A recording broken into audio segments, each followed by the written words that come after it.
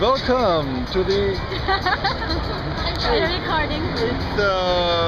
Hong Kong Motorcycle Show, where we have the rice cooker side on this end, which is not interesting at all. We hear some very noisy clutches on that side, which is Ducati, which we don't want to hear either because it disturbs the idea. But here, on this little bit, we got some very classic proper motorcycles, which are usually not seen anymore nowadays on the road because people can't ride motorcycles anymore properly.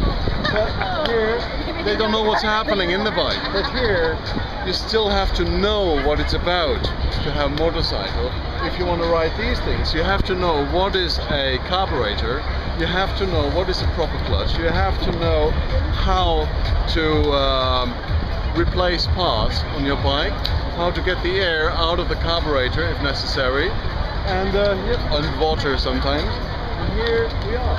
We have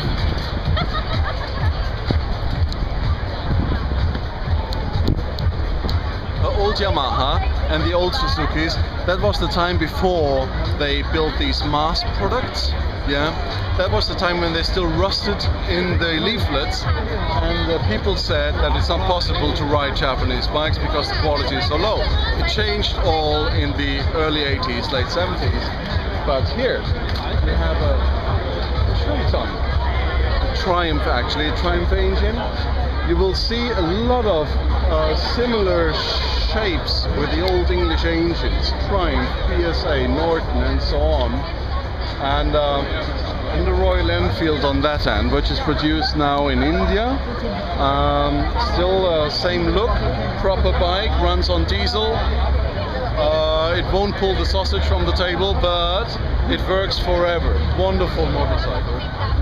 And a Triumph, old Triumph. Do you know that there were two Triumphs? There was a German Triumph and an English Triumph. Only the English Triumph survived. German Triumph died after the war, actually. Which war? The second. Yeah. And PSA, love PSAs. They've built off-roaders and scramblers in the past. Wonderful motorcycles, great sound. You want to feel what it's like to ride a real bike? Try a BSA with these massive engines, single cylinders.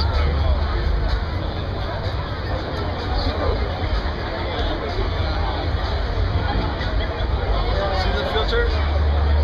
That's a filter. Wonderful.